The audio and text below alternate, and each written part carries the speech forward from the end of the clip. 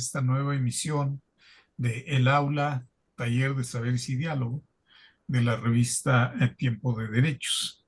Quiero agradecer a la Fundación Aguirre, Azuela, Chávez, Jauregui, Pro Derechos Humanos, Asociación Civil, la invitación a moderar estas charlas en materia administrativa y a los doctores César Ruiz y Rafael Estrada Michel por invitarnos y ser nuestros anfitriones en estas pláticas en las que solemos o buscamos tratar temas de relevancia y de interés para la comunidad, no solo jurídica, sino para el público en general que nos hace el favor de escucharnos.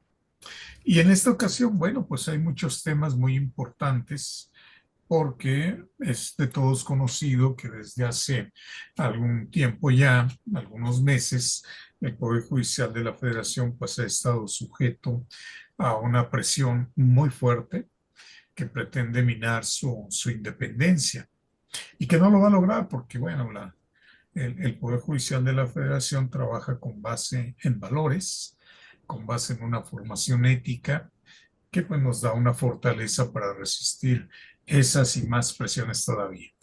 Pero dentro de todos estos temas también se han impulsado una serie de reformas legislativas. Se anunciaba el envío hace un par de meses de muchas iniciativas para tratar de cerrar esta legislatura. Y entre todas estas iniciativas, pues llegan dos que son particularmente interesantes. No digo que las demás no lo sean, por supuesto, pero estas dos tienen una gran difusión. Una porque se refiere a bienes y recursos de las personas, de los adultos mayores, y otra porque se refiere al instrumento tutelar de los derechos humanos de las personas, al instrumento tutelar por excelencia en nuestro país y en nuestro mundo jurídico, que es precisamente el juicio de amparo. Y para hablar de estas reformas, pues le pedimos el favor y nos complació aceptando nuestra invitación, pues a un notable experto en todos estos temas, como lo es el señor magistrado Armando Cruz Espinosa, a quien ya habíamos invitado en alguna ocasión anterior y nos hizo el favor de acompañarnos. Bienvenido, magistrado, bienvenido, Armando. Gracias, Juan Carlos. Buenas tardes, César, Susana y también a nuestro, al doctor Estrada Michel. Muchas gracias. Déjenme darles una pequeña información sobre la nota curricular del señor magistrado Armando Cruz Espinosa. Él es magistrado de circuito adscrito al 18º Tribunal Colegiado en Materia Administrativa del Primer Circuito, pues donde tuve el honor de conocerlo y el gran placer de trabajar con él. Él es fundador de este tribunal prácticamente ya desde 2009. Y entonces, pues es un pilar fundamental en este tribunal y por supuesto en la materia administrativa, pero no es la única que él maneja ni conoce a profundidad, como en todas otras. El señor magistrado es licenciado en Derecho por la Facultad de Derecho y Ciencias Sociales de la Universidad Michoacana de San Nicolás de Hidalgo.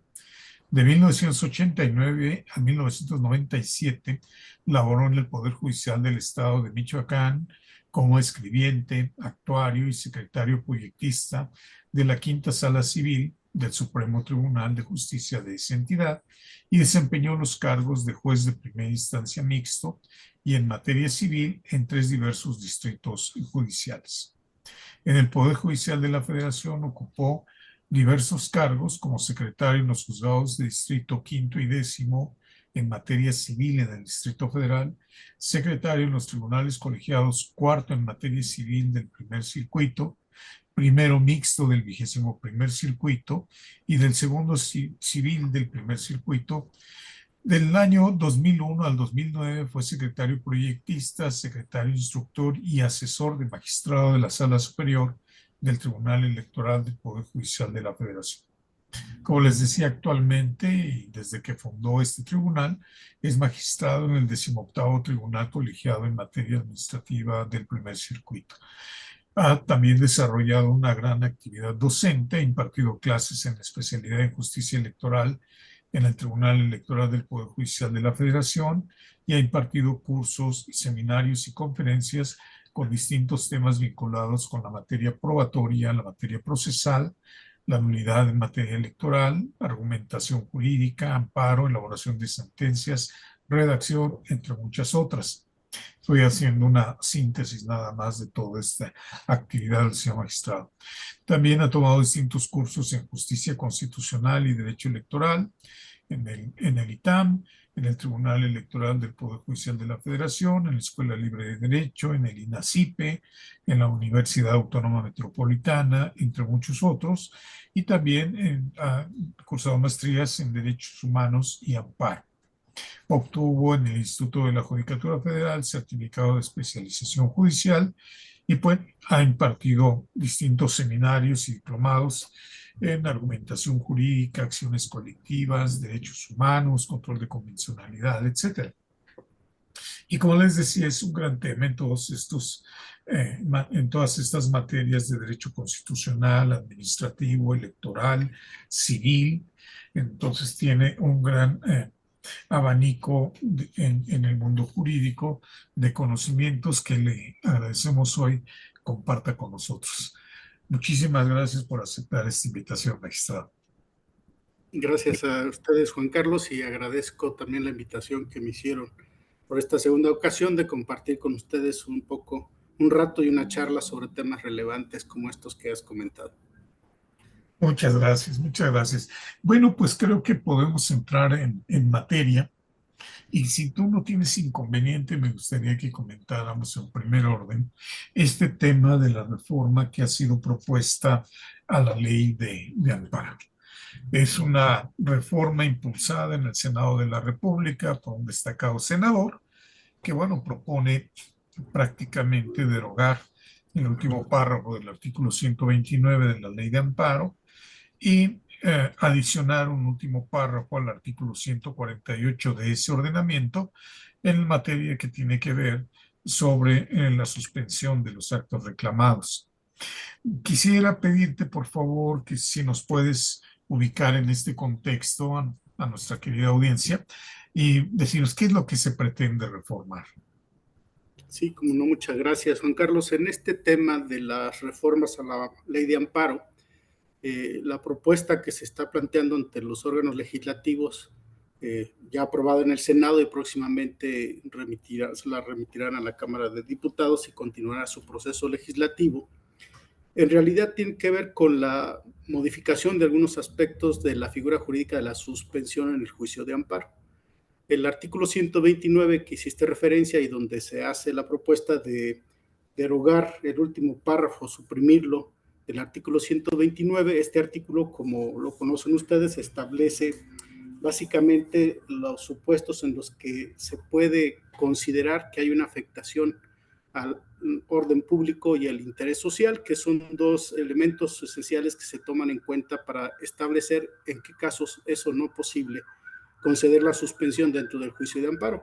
El artículo 129 establece un catálogo de supuestos en que el legislador ha precalificado las hipótesis en los que puede entenderse que se da esta afectación o contravención a normas de orden público y que se puede seguir ese perjuicio al interés colectivo de la sociedad, y en esos casos no es procedente otorgar la suspensión. El último párrafo de ese artículo establecía, a mi modo de explicación y de ver, una excepción para esos supuestos, es decir, en principio, la suspensión no procedería cuando se actualice una de esas hipótesis del 129. El último párrafo lo que dice hasta la fecha, porque pues la iniciativa no ha sido todavía concretada con el decreto de reforma de la ley de amparo, lo que dice ese artículo es, en ese último párrafo, que el órgano jurisdiccional de amparo excepcionalmente podrá conceder la suspensión aun cuando se trate de los casos previstos en este artículo, si a su juicio, con la negativa de la medida suspensional puede generarse una mayor afectación al interés social. Y este precepto lo que permite al órgano de amparo, cuando va a proveer sobre la suspensión, es precisamente evaluar si estamos ante un caso en el que se afecten disposiciones de orden público e interés social, medir una especie de anticipación hacia los efectos que se pueden producir de concederse la suspensión y ponderar si la medida, aun cuando estemos en esas hipótesis, de negarse puede tener un efecto negativo mayor que de conceder la suspensión. Y ese precepto, ese último párrafo, esa es la habilitación que hace al órgano de amparo a efecto de hacer ese juicio de valor y justificar siempre fundada y motivadamente por qué sería procedente conceder la suspensión como una excepción a esos supuestos de afectación al orden público y al interés social. Eso es lo que se prevé en dicho artículo, en la propuesta, en la iniciativa de la reforma de la ley. Lo que se quiere es derogar ese artículo. Y bueno, aprovecharía también para comentar lo de que está establecido, no sé, en el 148, en la propuesta de reforma legislativa. Lo que se hace es adicionar un párrafo a ese artículo 148 para ahora proponen que se establezca que tratándose del juicio de amparo, lo estoy leyendo para no errar la forma en que lo dijeron, hay varias cositas que ustedes podrán notar con la sola lectura. Tratándose de juicios de amparo que resuelvan la inconstitucionalidad de normas generales, en ningún caso las suspensiones que se dicten fijarán efectos generales. O sea, la propuesta de adicionar este artículo 148, que es el que establece la posibilidad de conceder la suspensión tratándose de una norma como acto reclamado, una norma autoaplicativa, la forma de conceder la suspensión y sus alcances, se establece prácticamente con esta propuesta un candado para que no se pueda decretar una suspensión en el amparo con efectos generales. Esa es la idea general o básica que se establecen en esta iniciativa de reformas y adiciones de la ley.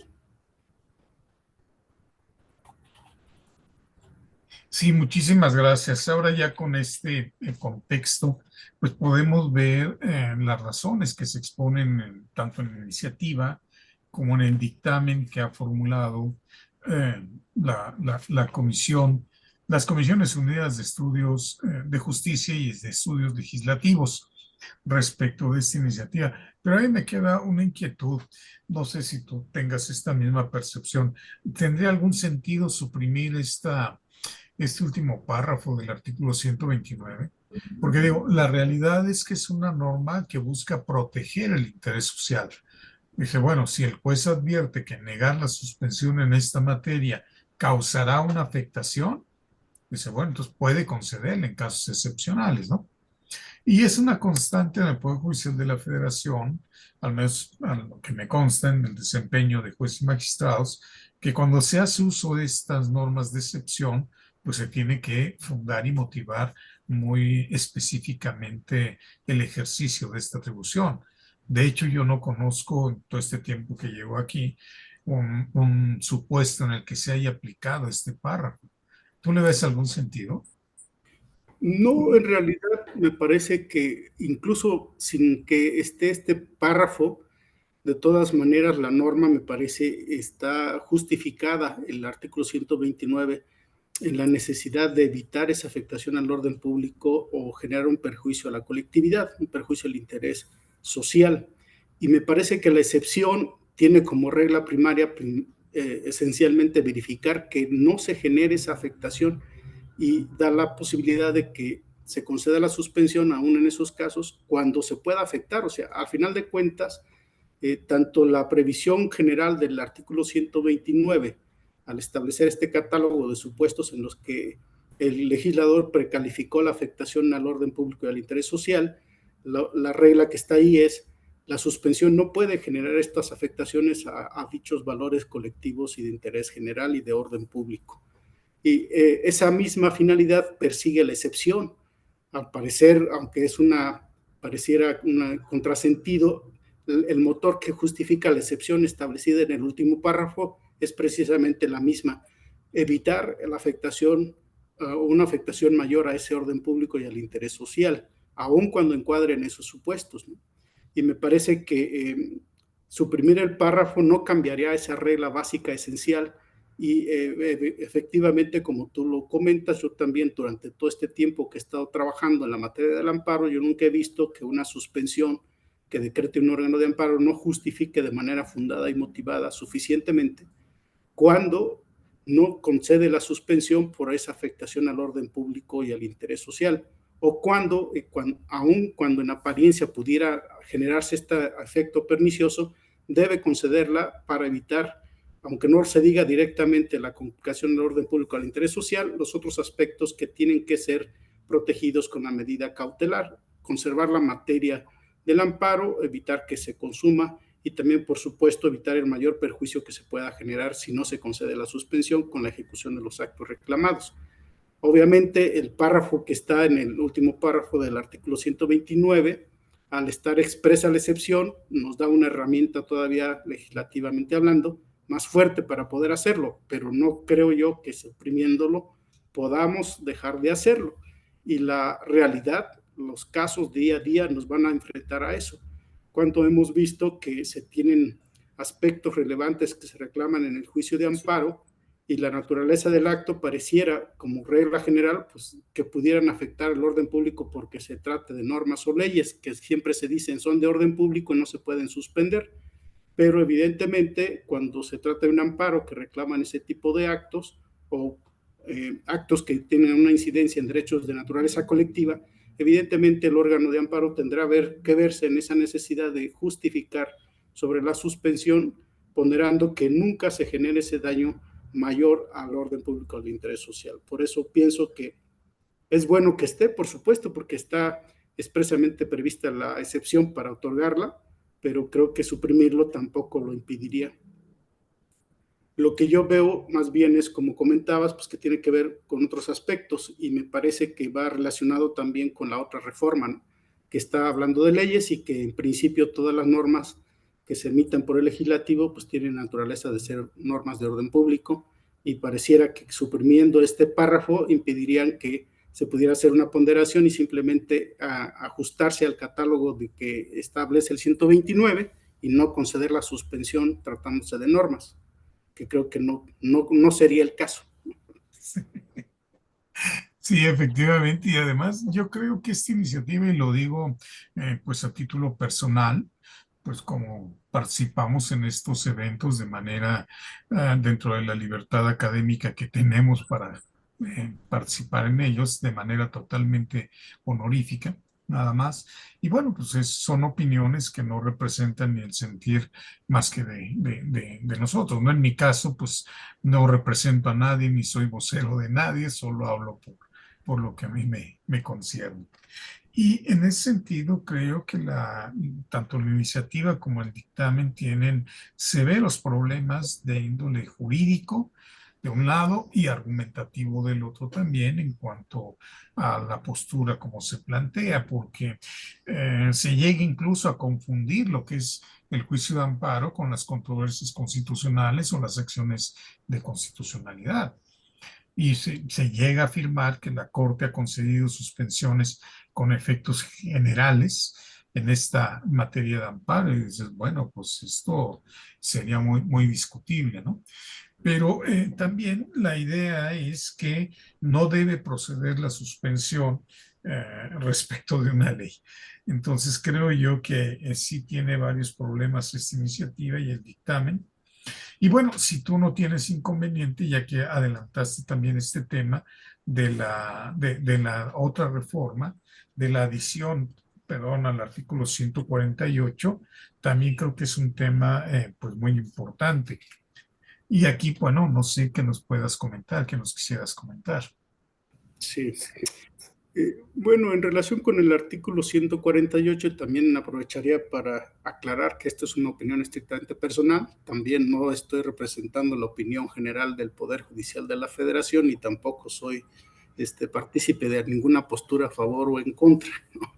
Evidentemente, la forma en que está redactado pues tiene varios problemas, pero lo esencial de la adición del artículo 48 pues es establecer una restricción, una prohibición absoluta para que, tratándose de amparos donde se reclamen leyes generales, en ningún caso se conceda una suspensión con estos efectos generales. Y bueno, a lo mejor un primer aspecto que se pudiera cuestionar allí es, ¿y realmente la ley de amparo prevé que se otorgue una suspensión con efectos generales? Y pues si revisamos artículo por artículo del apartado de la suspensión, de la ley de amparo, pues no vamos a encontrar que esté referida puntualmente que se proceda o que la suspensión deba tener ese alcance tratándose de leyes. El propio artículo 148 lo que dice, lo que establece en su primer párrafo, me parece, es simplemente que tratándose de estos juicios de amparo donde se reclame una norma que sea general, autoaplicativa, sin señalar un acto concreto de aplicación, la suspensión se otorgará para impedir los efectos y consecuencias de la norma en la esfera jurídica del quejoso. Ahora, ya en una opinión también libre y simplemente personal, sin hacer ningún otro tipo de valoración de otra índole, es cierto pues que la suspensión yo así lo veo como una medida cautelar que se da dentro de un juicio de amparo, pues tiene su propia naturaleza y sus propios fines que son estrictamente instrumentales. Y la idea de una suspensión pues tiene que ver con la posibilidad de detener o incluso de restituir los derechos afectados con el acto reclamado. Obviamente también conservar la materia del juicio de amparo y evitar que se generen perjuicios que puedan ser totalmente irreparables.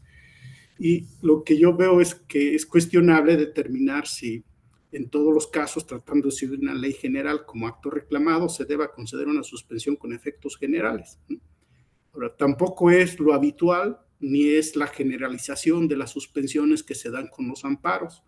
Me parece a mí que eventualmente se han otorgado estas suspensiones con carácter general y tienen sus razones y sus justificaciones. Cada juez o cada tribunal que la emite pues tiene una justificación específica. Yo lo que puedo advertir en distintas posturas que se han manejado es que se ha relacionado la suspensión con efectos generales en los casos que se reclaman las normas de esta naturaleza con los derechos involucrados y los derechos afectados.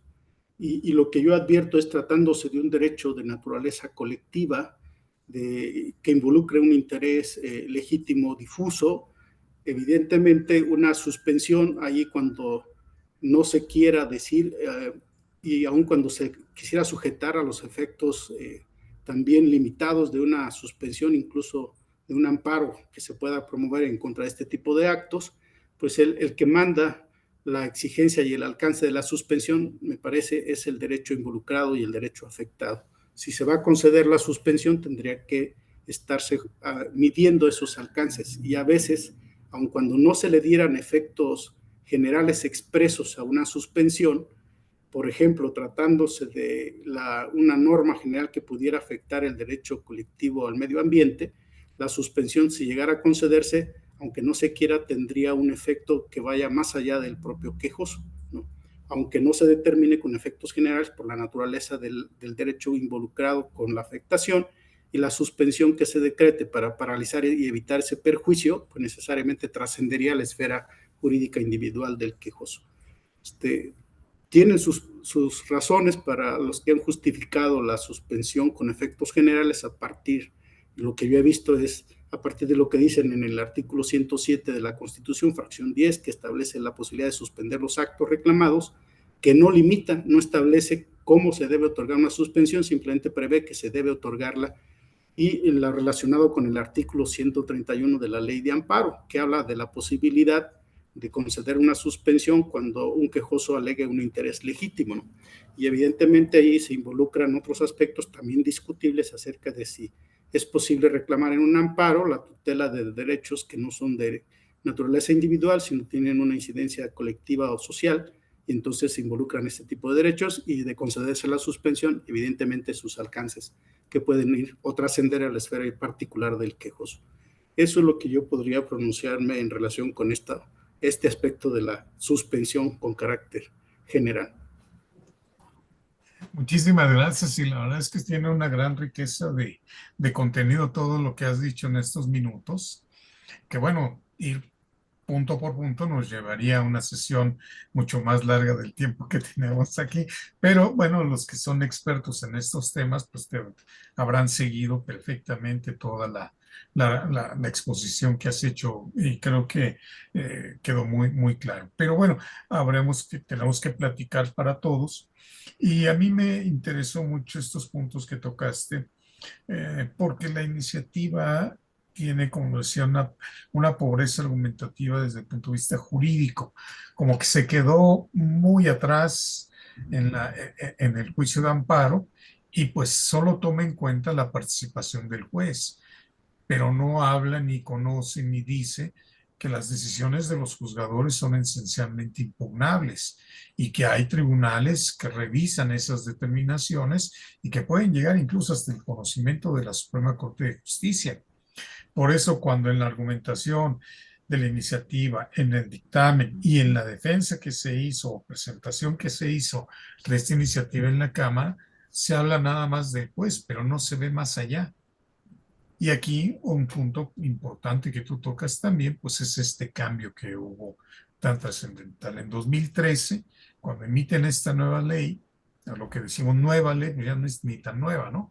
Ya tiene 11 años, pero cuando emiten esta ley, pues expresamente ya el legislador consigna este artículo 148 que tú leíste y en donde ya es muy específica para la materia de la suspensión, tratándose de leyes. Primero deberíamos decir que este capítulo de la ley de amparo, pues todavía se sigue llamando incorrectamente, creo yo, suspensión. Realmente debería de llamarse medidas cautelares, porque ya las facultades que le dio esta ley al juez ya no comprenden nada más la mera paralización de los actos, ya abarca también la posibilidad de emitir actos de carácter positivo y órdenes de carácter positivo para decir a las autoridades qué deben hacer en tanto se resuelve la contienda. Entonces ya no es nada más suspensión. Pero además expresamente se dijo en los juicios de amparo en que se reclame una norma general, dice, la suspensión se otorgará, ni siquiera lo pone en duda el legislador, dice, se otorgará para impedir los efectos y consecuencias. Y luego en el otro supuesto dice, en el caso de que esa norma general se reclame con motivo del primer acto de aplicación, la suspensión, además de los efectos señalados así, se decretará en relación con los efectos y consecuencias subsecuentes del acto de aplicación. O sea, históricamente la Corte pues, tuvo que venir a interpretar octava, novena, época séptima, época de decir, oye, no porque se impugne una ley tienes que negar necesariamente la suspensión, porque si bien todas las leyes son de interés social y responden al orden público, tienes que examinar la posibilidad de conceder la suspensión. Con este cambio, con este artículo 148 ya se dejó en claro lo que la jurisprudencia ya había establecido muchos años atrás, y así, bueno, si se reclama una ley, se concede la suspensión. Incluso los verbos que utiliza el precepto, en el primer caso dice la suspensión se concederá, en otro dice se otorgará, pues entonces es muy claro ya que sí es procedente la medida cautelar, aun cuando se tratare de leyes. Lo que la iniciativa quiere discutir son los efectos, pero yo creo que ya está discutiendo criterios, ¿no te parecería? Un poco, me parece que tiene que ver con criterios, ¿no? ¿Por qué? Porque estos alcances de la suspensión en el amparo contra leyes generales que fijaron efectos de esa misma naturaleza generales para la suspensión, pues como comentaba en un principio, no deriva específicamente de la ley, deriva de los criterios que se han emitido por órganos jurisdiccionales y yo insistiría aquí que además no son generalizados, pues son algunos criterios que se han emitido y que evidentemente, como comentabas, están sujetos al control de legalidad a través de los recursos previstos en la ley de amparo para combatirlos.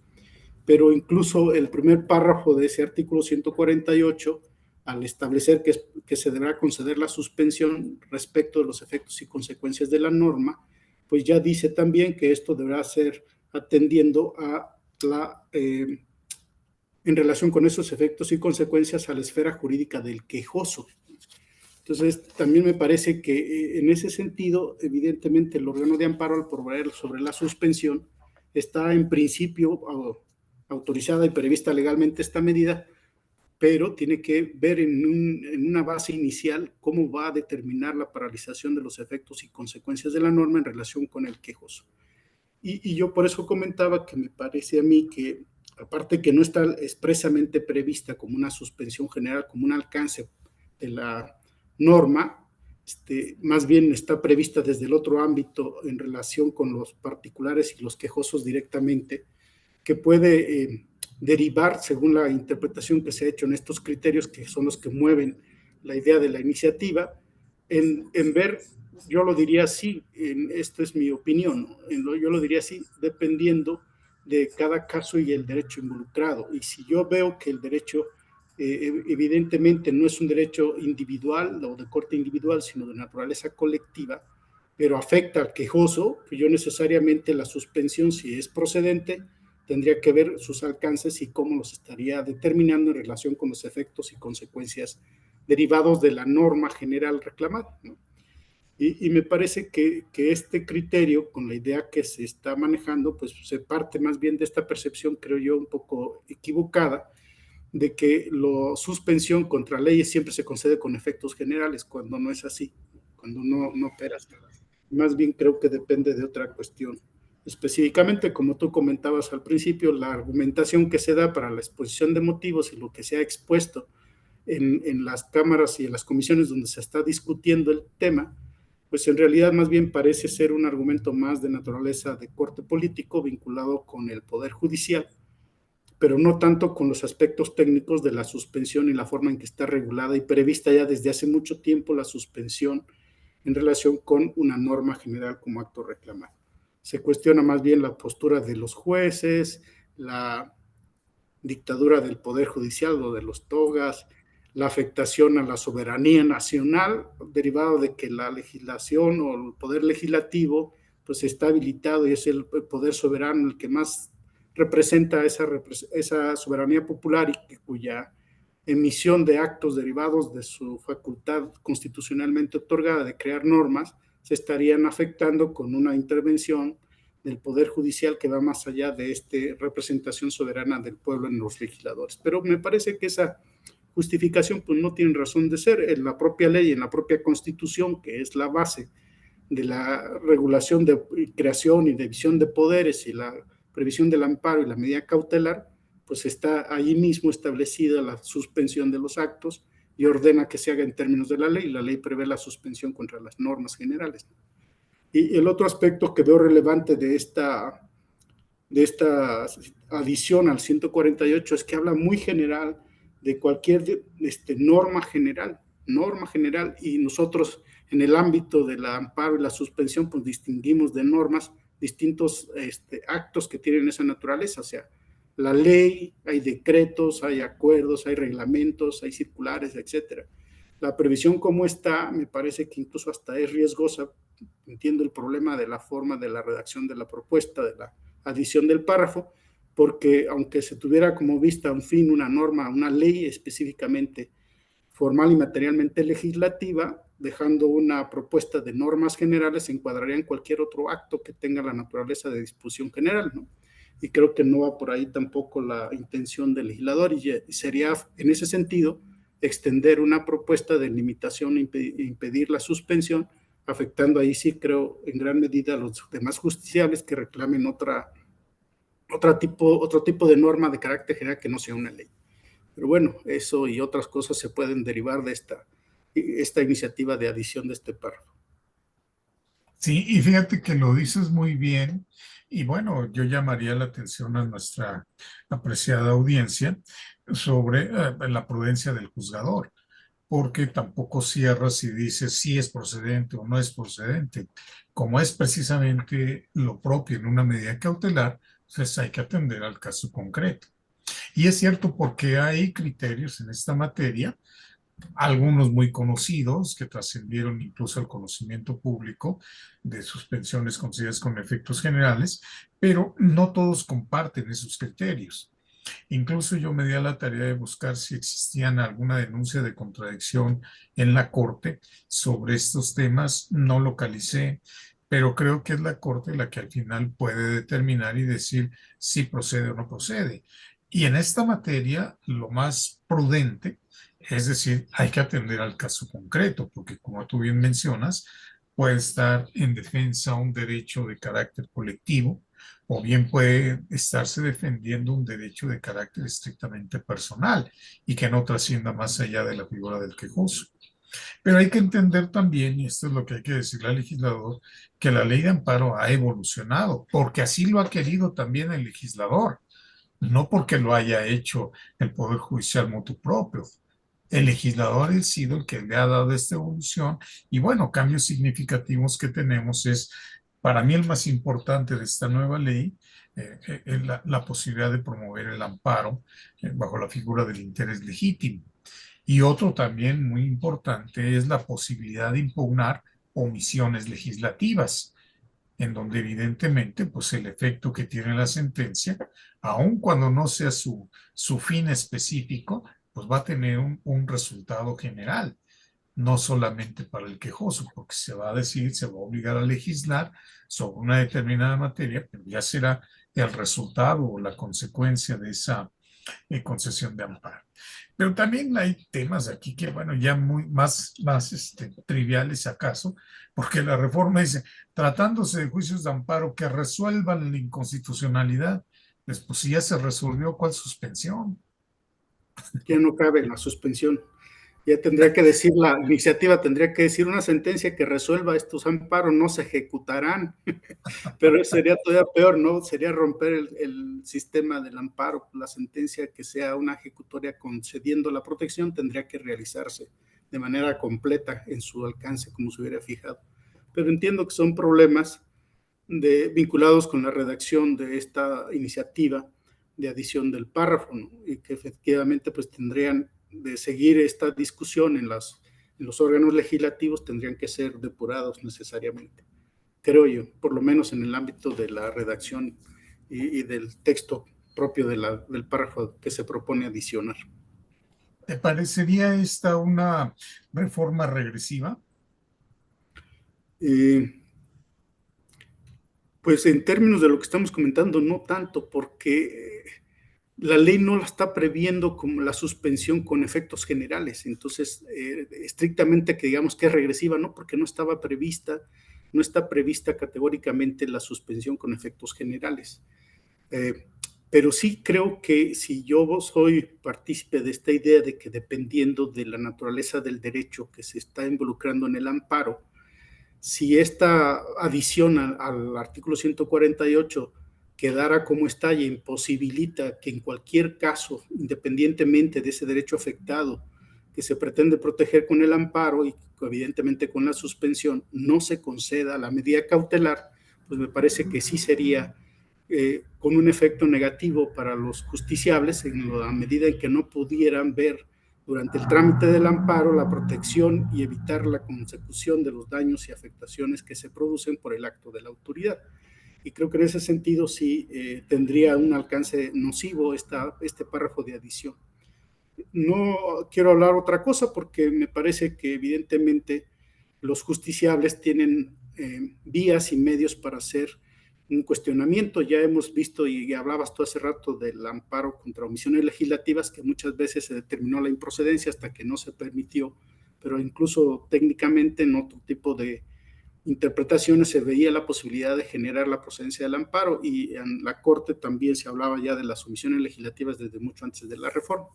Y seguramente aquí también hemos visto cómo ya se ha definido, por ejemplo, que en el amparo, dentro del propio amparo, en los recursos, es posible plantear la inconstitucionalidad de disposiciones de la propia ley de amparo para que el órgano revisor, a través de los recursos, pueda tener una posibilidad de verificar la regularidad de la norma, de la ley reglamentaria que no vulnere la Constitución, incluso reconociendo que es contraria, poder inaplicarla.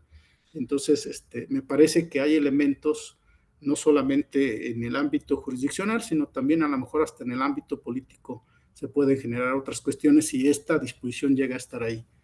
No tanto lo veo como tradicionalmente entendemos cuando una norma es regresiva, entendida como una violación al principio de progresividad, ¿no? Que exige para el Estado reconocimiento de los derechos de manera progresiva, incrementando su valor de protección y su ámbito de tutela a favor de las personas, y es regresiva una norma que da paso atrás de lo que ya hubiera concedido o que impide el avance de estos derechos. Y me parece que aquí, técnicamente visto así, no podríamos hablar tan categóricamente como una norma regresiva, pero sí tiene un efecto que pudiera ser perjudicial para la concesión de la suspensión en ese tipo de casos. Existe una gran preocupación en la sociedad y en los justiciables por esta reforma. ¿Qué les dirías tú? ¿Si hay motivo para estar muy preocupado o, o hay otras formas o el Poder Judicial de la Federación continuará con el ejercicio de esta defensa de los derechos humanos? Yo pienso que sí tiene el Poder Judicial esta posibilidad y siempre lo ha hecho, ¿no? Siempre ha podido, los órganos de amparo siempre han podido hacer la interpretación de la ley en el sentido que les permita siempre la búsqueda de la protección de los derechos fundamentales de todas las personas. Y evidentemente, cuando hay previsiones expresas en la ley que permiten y auxilian como herramientas para esa protección, pues se agradecen y están ahí establecidas y constituyen una base más de seguridad jurídica para las partes, para todos los justiciables. Por eso, a lo mejor hablando del artículo 129, no es tan saludable una medida legislativa que suprima el último párrafo, ¿no? Porque sabemos que ahí está prevista expresamente una excepción para otorgar la suspensión aún cuando se actualice alguna de las hipótesis de ese artículo 129. En el artículo 148, la adición, pues es preocupante porque pareciera que el propósito del legislador es establecer en la ley una prohibición absoluta que pudiera también perjudicar a los justiciables cuando requieran una suspensión en aquellos casos que excepcionalmente, yo así lo digo, así lo pienso, pudiera caber una medida cautelar con alcances más allá del ámbito individual del quejoso. Pero creo yo que al final de cuentas la experiencia que hemos tenido en el Poder Judicial y lo que uno puede advertir en el trámite de los asuntos y las suspensiones es que los órganos de amparo siempre buscan la posibilidad de garantizar la protección de los derechos con las medidas cautelares o la suspensión dentro del juicio de amparo, porque además hay otras normas que se lo obligan a hacerlo, es decir, en otras disposiciones que no se están tocando con la iniciativa, pero que además por la propia naturaleza de la medida, de la suspensión, vinculan a los órganos de amparo a decretarla forzosamente cuando hay un riesgo de que la violación pueda quedar consumada, el agravio, el perjuicio causado irreparablemente producido y que no se pueda garantizar una ejecución fiable y efectiva de la sentencia principal de fondo de concederse el amparo. Entonces creo que esas otras reglas que están ahí y que son propias, son intrínsecas del juicio de amparo como un medio efectivo de tutela y la suspensión como un instrumento procedimental para lograrlo, pues los órganos de amparo siempre estarán buscando esa posibilidad de conservar y la protección de los derechos de las personas dentro del propio juicio de amparo.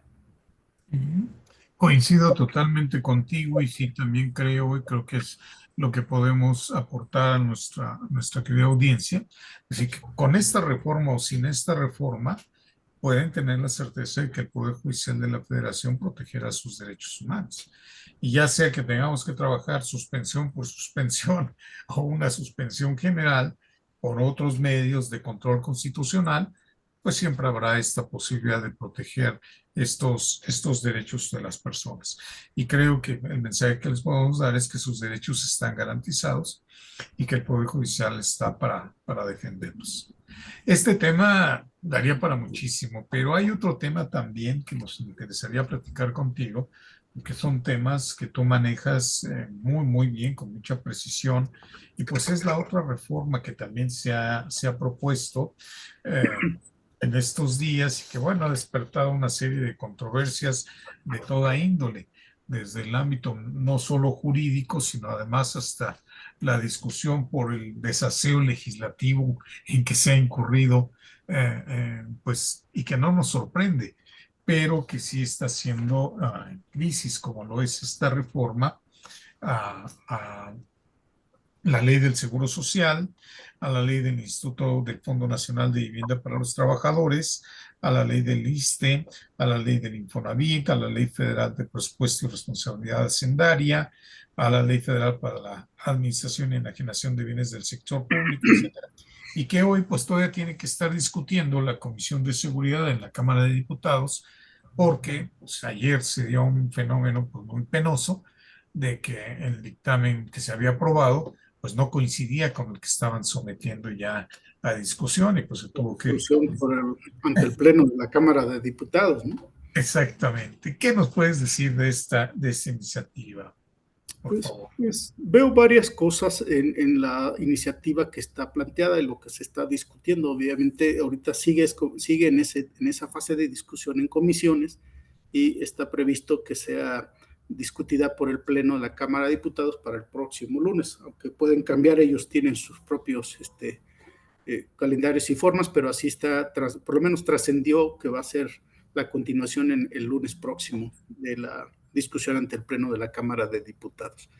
¿Qué veo yo aquí? Es una serie de modificaciones de distintas leyes que tú mencionaste ahorita, pero que yo lo puedo concentrar en la referencia que se podría decir en la creación de un fondo de pensiones para el bienestar. Y en realidad, ¿esto qué cosa es? No es un organismo, se dice específicamente en la ley, en la iniciativa, en las razones que se dan para este fondo de pensiones, que en realidad lo que prevén es un fideicomiso. Y este fideicomiso es un fondo de recursos que van a operar a través del Banco de México como institución fiduciaria, pero con este propósito de establecer ese fondo para apoyar las pensiones que denominan así para el bienestar, ¿no? Fondo de pensiones para el bienestar. Entonces, ¿qué cosa es esto? La creación mediante un decreto del Ejecutivo, porque estas son iniciativas de reforma de leyes que van a impactar en, diría yo así, en las fuentes de donde van a derivar los recursos para este fondo. El fondo se va a crear, es un acto jurídico, es un fideicomiso, y dice la iniciativa que este fideicomiso se va a generar por un decreto del Ejecutivo que va a emitirse durante los 60 días siguientes a la aprobación del decreto que reforme este conjunto de normas, ¿no? Y creándose este fideicomiso, pues se van a operar dentro de otro plazo que también se tiene previsto ahí de 60 días, la transferencia de los recursos que se obtengan con motivo de las reformas de ese conjunto de normas, ese conjunto de leyes para fondear y establecer esa base inicial del Fondo de Pensiones para el Bienestar. Así se llama este fideicomiso. ¿Cuál es su objeto? Bueno, en la iniciativa dice que puede tener, entre otros, y anuncia algunos. No lo agota, pero además dice, este fondo va a conformarse en los términos del decreto que emite el Ejecutivo, es decir, nos da unas luces acerca de qué se busca con este fondo de pensiones, pero queda abierta la posibilidad de que evidentemente no sean los únicos propósitos que tenga este fideicomiso, este fondo de pensiones para el bienestar, y que dependerá de cómo se estructure en todos sus elementos a través del decreto que emita el presidente en su oportunidad. Bueno, dicho esto, para entender que el fondo de pensiones realmente es un fideicomiso, y entonces pasaríamos al segundo punto relevante que yo veo es, ¿qué buscan entonces estas reformas de las distintas normas? Y como anunciaba en un principio es fondear el fideicomiso, trasladar recursos de donde están y donde se pueden tomar para este propósito, que es uno de los que se anuncian, y se anuncia como la idea de que se pueda otorgar un complemento de la prestación de seguridad social de retiro a ciertos trabajadores, ¿no? Pero para poderlo generar, entonces hay que generar un fondo, crear un fondo y tener los recursos suficientes para ese efecto. Entonces, ¿cuáles son los propósitos de las reformas? Y en lo que yo puedo concentrar en forma general es lo que es incluso más impactante, lo que en los medios se ha trascendido mucho más, es que las propuestas de reforma, tanto a la ley del IMSS como a la ley del ISSSTE, a la ley del Infonavit, a la ley de las AFORES, tiene que ver con poder disponer de los recursos que puedan existir en las cuentas de retiro, de cesantía en edad avanzada, de vejez, tanto del régimen de seguridad social del Instituto Mexicano del Seguro Social, como del régimen del Instituto de Seguridad Social del Servicio de los Trabajadores del Estado. Entonces, al ISSSTE y al IMSS, en esos fondos que existan, de esas cuentas de cesantía en edad avanzada, de vejez y de retiro, podrán ser trasladados a este otro fondo de pensiones para el bienestar. También las cuentas relacionadas con el Infonavit, es las cuentas de vivienda. Y entonces, tanto los recursos que estén en Infonavit y en Fobiste, aparte de los del IMSS del ISSSTE, van a ser trasladados también a este fondo. Y la otra parte también que impacta en estos tipos de prestaciones de seguridad social son los recursos que sobre esos mismos conceptos de seguridad social estén en las AFORES, en las administradores de fondos de retiro. Entonces, la idea es reformar todos estos y otras normas porque los fondos también tienen otras fuentes y por eso se hace una idea de reformar la ley de ingresos o la ley, por ejemplo, o la ley federal para la administración y la generación de bienes, etcétera, entre otras normas que tú mencionabas. Y la idea es todo lo que exista en ese tipo de cuentas se va a afectar, pues lo que se anunciaba en los medios, lo que trascendían los medios por los propios autores de la iniciativa de la norma es que los recursos solo se podían tomar de las cuentas abandonadas, entendiendo como aquellas que no hubieran tenido movimientos durante cierto tiempo. Y una parte de los aspectos negativos que se pudieron conocer en esta discusión del documento que estaba discutiendo en la Cámara de Diputados, pues tenía que ver con que no era así, sino que pareciera que iban a afectar a todas las cuentas de todos los trabajadores, estuvieran o no inactivas, a lo que llamaban como cuentas inactivas. Y sí, el texto de esta iniciativa, solo por ejemplo, porque es uniformarla para la reforma de todas las leyes, pero se pueden entender así, que sería que para los recursos que existen en estas cuentas de personas trabajadoras, evidentemente eso implicaría, en mi lectura, que son recursos que no fueron utilizados o aprovechados ni fueran sido dispuestos por los trabajadores. ¿De quiénes? Pues de los trabajadores que cumplan 70 años de edad. Y lo que se dice ahí pues, es prácticamente que esos recursos de esas cuentas se pasarán en automático al fondo de pensiones para el bienestar. Entonces, los recursos que pertenecen a los trabajadores y que están en esas cuentas y que no se hubieran utilizado, no hubieran solicitado la devolución, pasarán a este fondo de recursos, tanto las que estén en las cuentas del IMSS, los que estén en las cuentas del ISSSTE, los que estén en el Infonavit, en Fobiste y en las AFORES, entre el grupo más de los más importantes, ¿no? Eso es lo que se prevé en este tipo de reforma. Con más detalle, pues tendríamos que ir uno por uno viendo, me parece que también a lo mejor no nos da tiempo, pero el comentario general es la idea que se tiene es los recursos no utilizados, no reclamados por los trabajadores o sus beneficiarios, cuando ellos cumplan 70 años, entonces de esos recursos no aprovechados, evidentemente que no estén asignados con una pensión, pasarán a este fondo en automático. Esa es la idea, fondearlo con esos propósitos. Sí, muchas gracias. Sí, tienes razón hablar de todos los temas o todos los artículos que se pretenden modificar, sí nos llevaría más tiempo, pero creo que has puesto el acento en el punto más importante, en el punto medular. Esto es la disposición de estos recursos. Y sí quisiera que nos hicieras favor de explicarnos, a la audiencia también, por supuesto, de quién son estos recursos. ¿De qué recursos estamos hablando? Porque en el artículo 302 pues se habla de los recursos de la subcuenta de retiro, cesantía en edad avanzada y vejez, pero también se pretende afectar la subcuenta de vivienda. Pero la pregunta es, ¿de quién son estos recursos?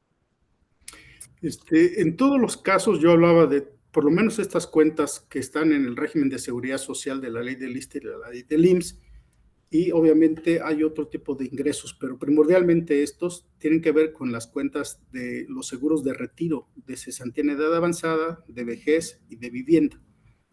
Esos seguros, como conocemos, pertenecen al régimen de seguridad social obligatorio que se establece en la ley del IMSS y del ISSSTE en relación con los trabajadores.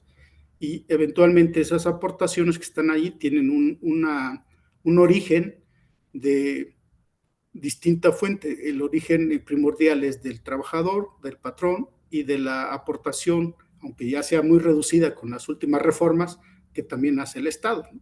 Son fondos que se hacen con aportaciones tripartitas, pero ese fondo, todos esos fondos tienen que ver con la cobertura de los seguros que se establecen de manera obligatoria para garantizar la seguridad social de los trabajadores. Y finalmente, de dónde vienen, tienen esos orígenes, trabajadores los aportan de su propio ingreso, de sus propios salarios y sueldos, otra parte la hace el patrón y otra parte pequeña la hace el Estado.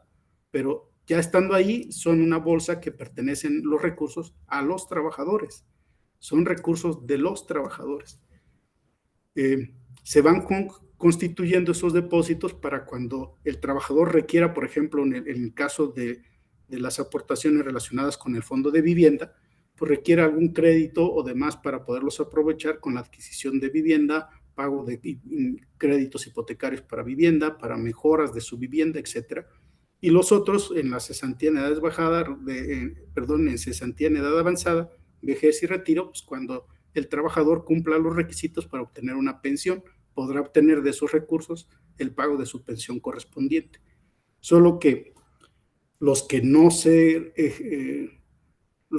aprovechan para esa pensión, porque los trabajadores no cumplan la edad, no cumplan los requisitos, los recursos se quedan ahí. Y si llegas a la edad de 70 y no pudieron generarte una pensión o no los aprovechaste para un beneficio de crédito de vivienda, la ley dice que te deberían ser entregados como trabajador si se te pertenecen a ti. Lo que dice ahora la reforma es, si llegas a los 70 años y no tuviste el beneficio, no los recuperaste, no los pediste, entonces los vamos a pasar en automático a este fondo de pensiones para el bienestar. Tiene ese punto y ese aspecto. Son recursos de los trabajadores y para ellos están. Creo que la iniciativa de crear este fondo de pensiones, uno de los objetos que busca este fideicomiso, y dice básicamente algo más o menos así, dice que es establecer la posibilidad de otorgar un complemento de las pensiones a los trabajadores del régimen del IMSS que hubieran estado en términos prácticamente de las cuentas individuales, igual los del ISSSTE, a condición de, por ejemplo, los del IMSS hubieran cotizado a partir del 97 y los del ISSSTE que coticen en cuentas individuales. Y el propósito es más o menos algo así. De este fondo te voy a completar para que tú puedas tener una pensión que sea más o menos equivalente al promedio de un sueldo que hubieras tenido como trabajador en activo. Obviamente no queda claro para mí si está hablando de un sueldo básico, si está hablando de un sueldo completo, integrado por las demás prestaciones, pero parece que es solamente una pensión conforme a un sueldo básico o de lo que corresponde para la cotización de una pensión. Y dice, si tu pensión ya no logra establecer más o menos un monto equivalente al 100% de ese sueldo básico que tenías como trabajador en activo, la pensión que te asignen, desde este fondo se pueden otorgar una prestación complementaria para que tú puedas tener una pensión que sea equivalente a un promedio de ese sueldo integrado o de ese sueldo básico, perdón, que tendrías como trabajador en activo. Esa es la idea del propósito del fondo. Lo grave que veo es pues, que los recursos que son del trabajador, pero que no los pudo aprovechar el trabajador para sus propios beneficios y no los rescató, entonces van a un fondo para que genere en ese conjunto de recursos una base, un fondo, una bolsa, con rendimientos incluso con los cuales se pueda pagar a otros trabajadores, ¿no? Esa es la idea que yo veo ahí, la disponibilidad y traslado de estos recursos para los trabajadores que tengan esas posibilidades de recibir ese complemento de su pensión de retiro. Fíjate qué importante, yo creo que le has dado a esta iniciativa, a este proyecto de reforma, pues en la línea de flotación. Y este barco de reforma pues ya se hundió porque el punto nodal o medular es que son recursos de los trabajadores. Si lo veamos desde el punto de vista estrictamente civil, diríamos, bueno, pues el dinero es un bien mueble, por esencia fungible, pero no es un bien mostrenco ni es un bien abandonado. Es un bien que tiene un propietario. Entonces, ¿de dónde saca el legislador que tiene facultades para disponer de bienes que no son suyos? ¿De dónde saca el legislador que puede constituir un fideicomiso de algo con recursos que no les son propios? porque ahí nos llevaría hasta cuestionarlo desde el punto de vista administrativo, decir, ¿y con qué facultad vas a constituir un fideicomiso y se lo vas a dar a la Secretaría de Hacienda para que lo opere, etcétera, con recursos ajenos? Porque no son recursos del gobierno, no son recursos de los que tengan libre disposición. Ya en el pasado, ya de 90 en 2006, la Corte emitió una tesis cuando se analizó una problemática similar, y esto es algo que destacaba un importante abogado en las redes sociales, era precisamente que ya la Corte les había dicho que las cuentas de vivienda no se pueden confundir con las del seguro de invalidez o vejez, porque dice, si bien tienen, ambas tienen finalidades constitucionales totalmente diferentes y sus respectivas aportaciones patronales no deben confundirse entre sí ni dárseles el mismo destino.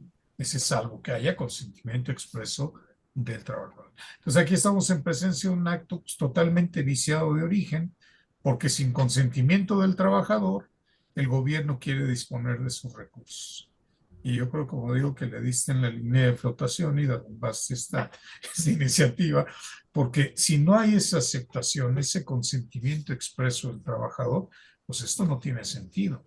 Y de ahí todas las demás disposiciones que pretenden modificar, pues como la creación de este fondo, el fideicomiso, etcétera, no tienen sentido, creo yo.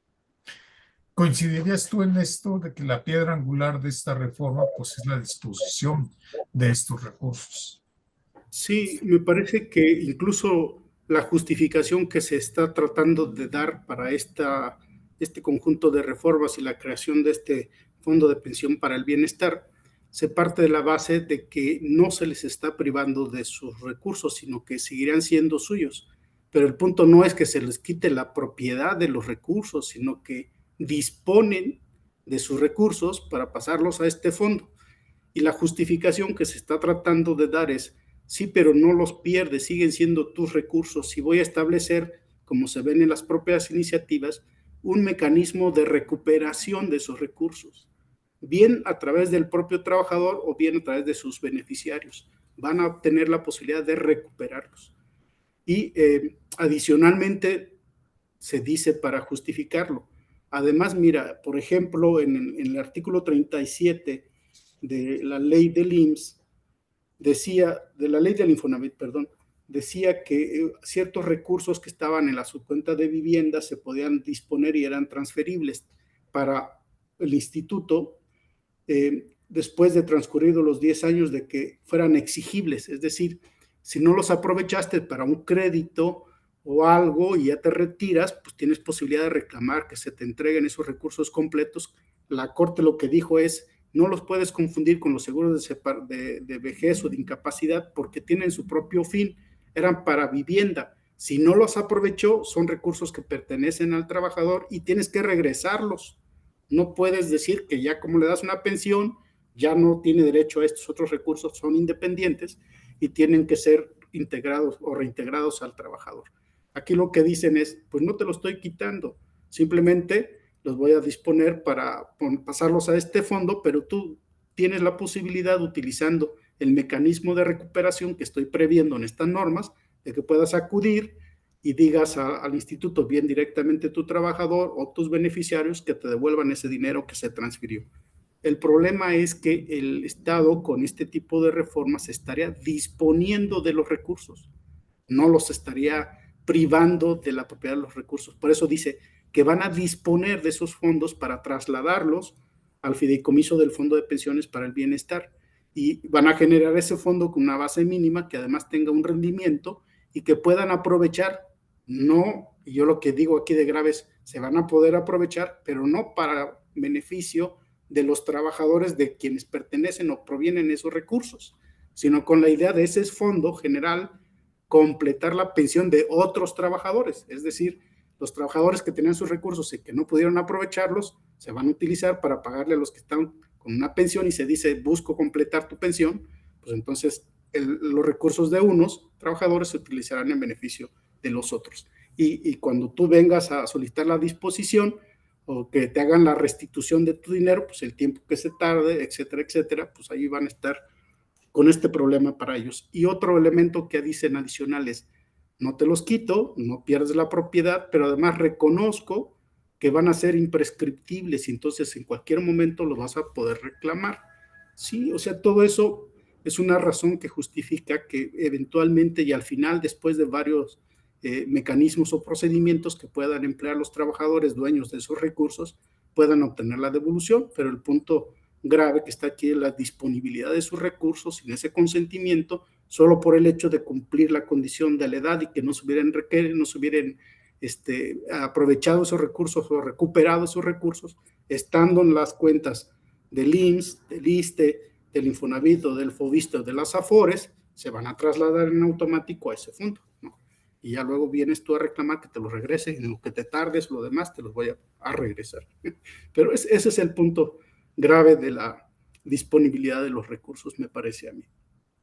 Sí, coincido totalmente contigo, porque el hecho de disponer sin consentimiento del trabajador, pues implica una clara violación a sus derechos.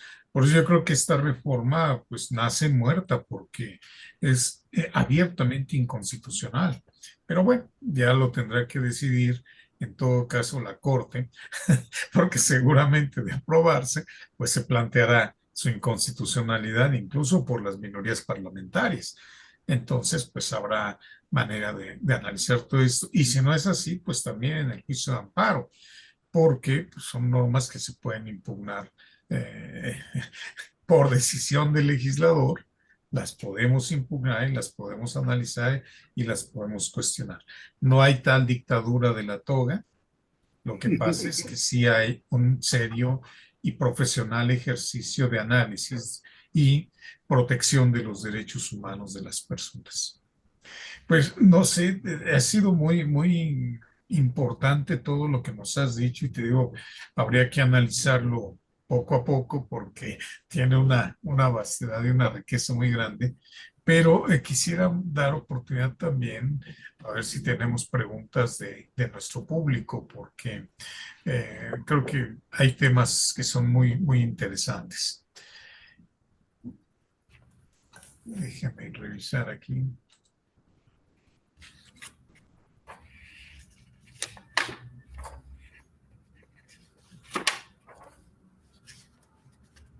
No, creo que no tenemos por el momento. Bueno, perdón, está don César Ruiz. Por favor, adelante, César. Yo solo quería, buenas tardes. Muchas gracias a ambos. Yo solo quería darle tiempo a la gente para que se anime a participar y aprovecho para saludarlos también. Así como extraordinarios ponentes, tenemos extraordinarios escuchas hoy. Saludo a todos los juzgadores federales que nos acompañan, abogados, practicantes también. Es un gusto verlos aquí y qué bueno que este tema haya generado tanto interés.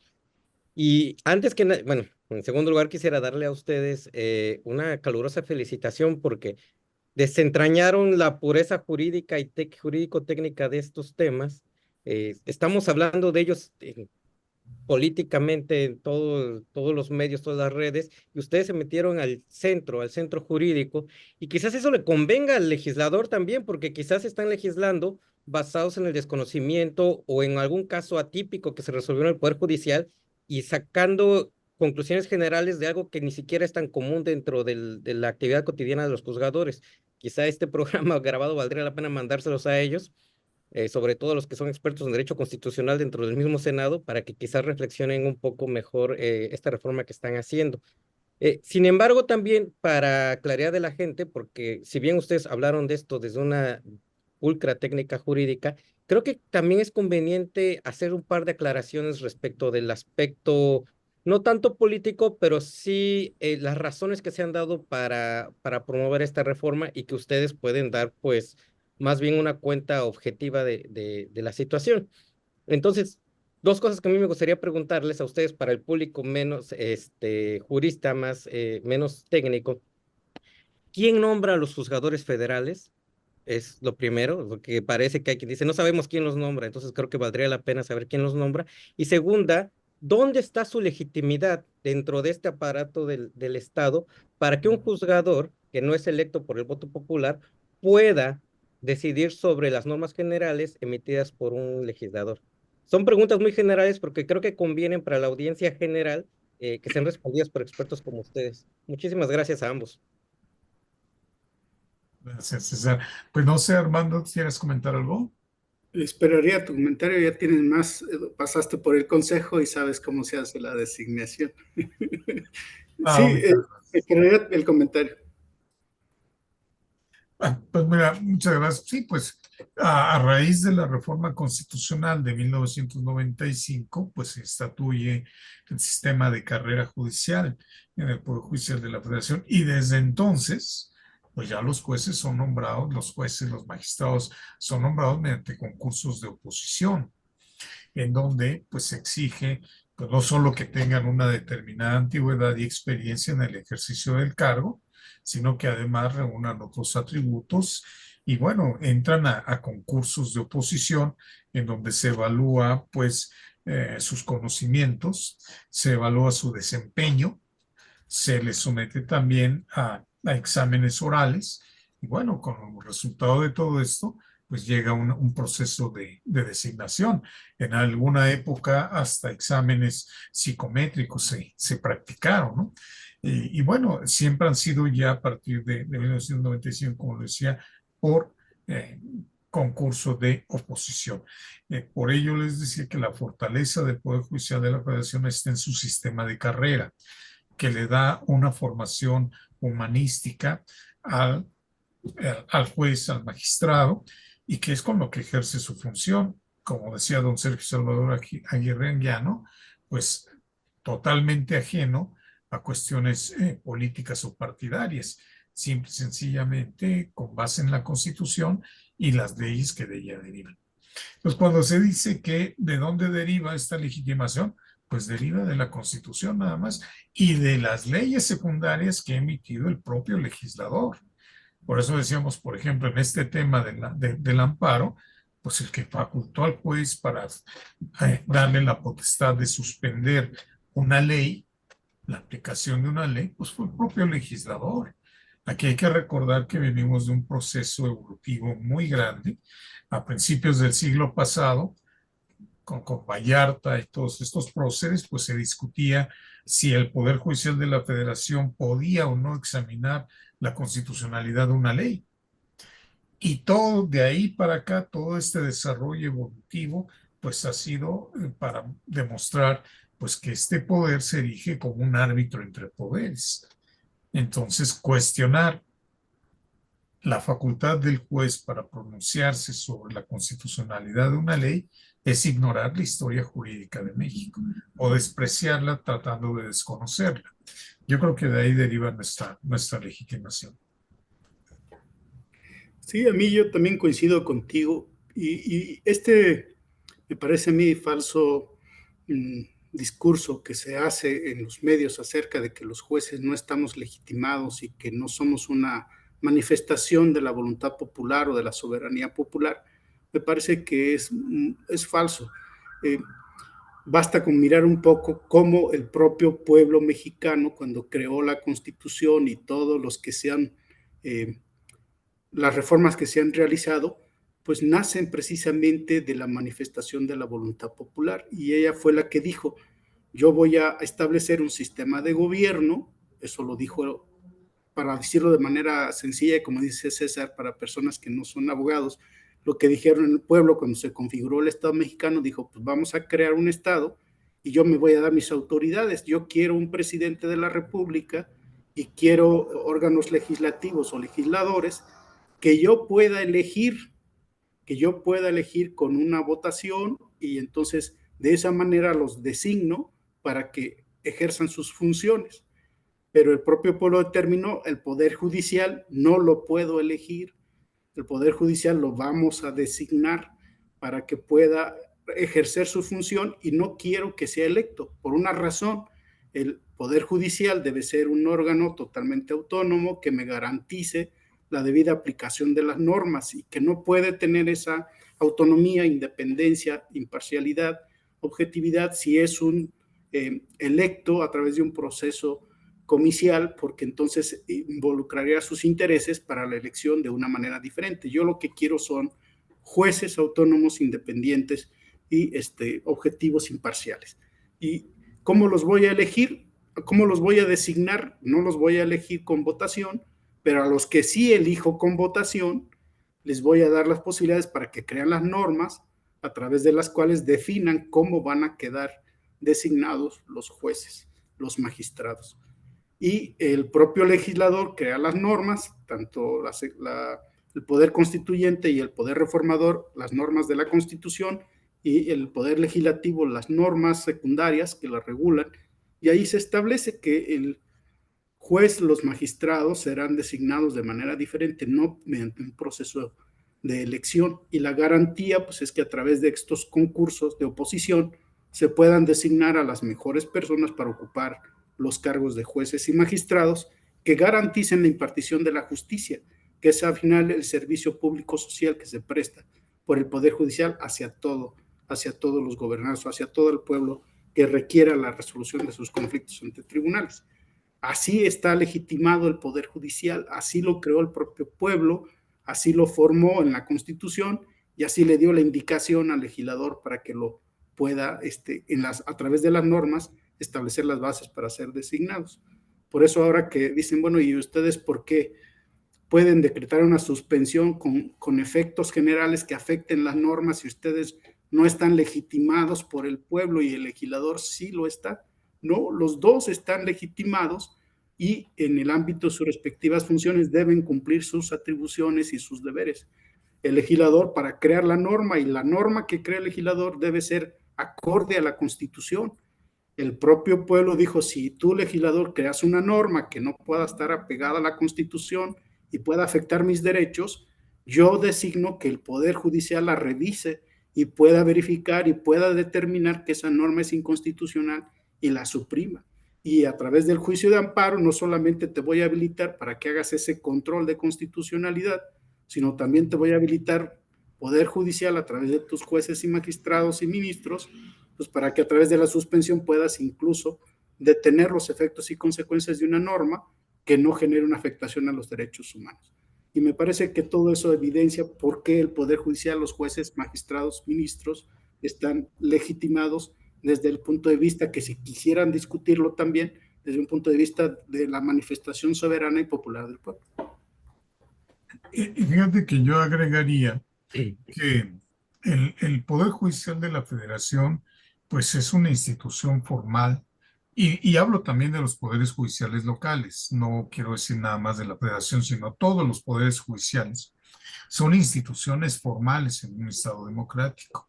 Entonces, cuando se producen esta serie de ataques y estos señalamientos o cuestionamientos de su legitimidad, pues me recuerda mucho a Chomsky cuando habla de las características primarias de los estados fallidos. Dice que los estados fallidos, si tienen una forma democrática, se padecen un déficit democrático que intenta privar a sus instituciones formales de su auténtica sustancia. Y la auténtica sustancia de los poderes judiciales en nuestro país, pues son su autonomía y su independencia. ¿Están legitimados? Por supuesto que sí, y son actos también del propio legislador. Entonces yo creo que estos ataques no tienen sentido, ni estos cuestionamientos tienen sentido. Muchísimas gracias a ambos. Entonces, yo como pueblo me quedaría con la idea, entonces, ¿dónde está la legitimidad de los jueces federales? En la propia Constitución. ¿Y cuál es su función primordial como jueces constitucionales? Velar por la propia Constitución del abuso de cualquiera de los poderes constituidos. Y si alguien me pregunta, ¿quién los nombra? ¿Quién sabe quién los nombró? No, sí sabemos quién los nombró. Los procedimientos previstos en la Constitución y en las leyes que establecen concursos, que también hablamos de los concursos, pero para que la gente nos entienda, el Consejo de la Judicatura Federal organiza estos concursos donde entran 1,500 personas y se designan 50, 60, 70 jueces. O sea, son concursos durísimos de conocimientos, divididos en 3 etapas, uno de conocimientos generales, uno de un examen práctico y un examen oral. O sea, no es tampoco, o sea, no es algo muy sencillo llegar a ser juzgador. Ustedes son la cúspide de una carrera judicial muy bien estructurada y que se gana con conocimientos y con experiencia, no por dedazo, digamos, ¿no? Ni por popularidad. Entonces, muchísimas gracias a ambos por aclarárnoslo. Yo ya no tengo más preguntas. Bueno, tengo más preguntas del tema de las pensiones, pero como dicen, nos vamos a quedar aquí un buen rato, entonces mejor le doy la palabra al doctor Estrada y a nuestro público con sus inquietudes. Muchísimas gracias. Gracias a ustedes, muy amables. Y no sé si don Rafael quiera plantearnos algo. Sí, lo malo es que se ve bastante mal, mi queridísimo magistrado. Pero bueno, o sea, se ve bastante mal. Ah, miren, ahí, si tapo el foco, se ve menos peor, ¿no? A mí lo que me interesaría destacar es este alegato en favor, no solo de la libertad, sino de la igualdad propia de todas y todos los que habitamos un Estado constitucional y democrático de derecho. O sea, estar estableciendo los incentivos para que la autoridad violente los incentivos para que la autoridad violente eh, eh, eh, las esferas jurídicas de los gobernados de tal forma que se convierta todo en incentivo para un acto irreparable en el futuro, me parece que es contrario pues, al espíritu decimonónico mismo del amparo. O sea, se alega en favor de las medidas propuestas la interpretación histórica, pero se va en contra de lo que busca en términos de acceso a la justicia el mismísimo juicio de amparo y su evolución lógica, natural, en términos de suspensión progresiva, etcétera, etcétera, etcétera. O sea, hasta pro persona y interpretación conforme y todo. O sea, nada bien, la verdad, en la propuesta. Y por lo tanto, qué bueno que haya jueces en Berlín, como dice el lugar común, ¿verdad? La historia del molinero de Potsdam. Qué bueno que hay jueces en México, yo me congratulo de eso. Y mando un inmenso abrazo porque pues, por lo menos se va uno con un mensaje de optimismo. No sé si infundado, pero por lo menos documentado. ¿Sí? Gracias a la espléndida anfitrionía, como siempre, de don Juan Carlos Cruz Razo y bueno, a sus invitados de excepción, como mi queridísimo y respetadísimo señoría, señor juez, tan querido por lo demás, por varias razones, para un servidor. Gracias, don Rafael.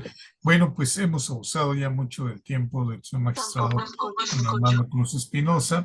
Solamente le hago extensivos los saludos y felicitaciones de la jueza Marta Magaña, a quien mandamos también un cordial saludo.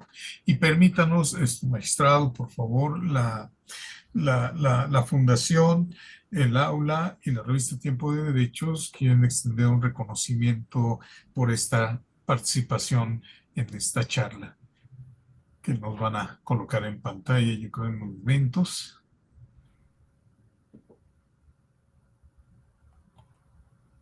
Que falta el redoble de tambor. Falta la fanfarria. Sí. Ya viene. Ya viene, ya viene. Bueno, y eso que hicimos la prueba antes. Aquí está. Y por favor, señor magistrado, acéptelo usted con todo el reconocimiento de los que participan en este programa y de nuestra audiencia. Y muchísimas gracias por compartir sus conocimientos con nosotros. Muchas gracias a ustedes por la invitación. Siempre es un placer, Juan Carlos, volver a compartir contigo y platicar. Gracias por las invitaciones. También agradezco infinitamente al doctor Estrada Mitchell y al doctor César Alejandro por la invitación y también la oportunidad de poderlos saludar y platicar así, aunque sea a distancia. Es un honor y un placer de nuevo compartir con ustedes. Muchas gracias. Pues muchas gracias a todos, nuestra amable audiencia, y nos vemos en una próxima emisión del aula, Taller de Saberes y Conocimiento. Muchísimas gracias y muy buenas noches a todos. Muchísimas gracias. Buenas noches.